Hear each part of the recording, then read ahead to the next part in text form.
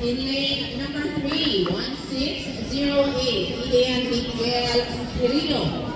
Action Atlanta News. In lane number 4, 1051, Alexander Ramirez, University of Santo Tomas. In lane 5, 2411, Ivan Gael Gapula, M8MNHS Track and Field Team.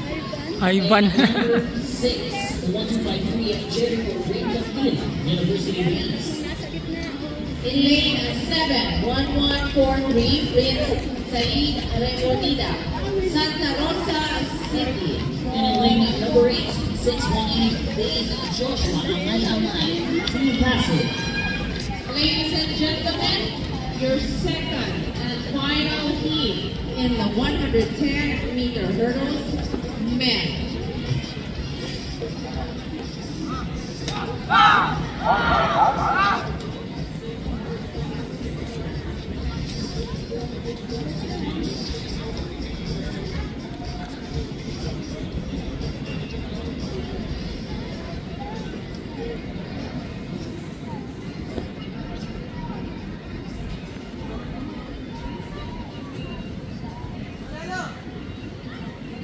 Hello.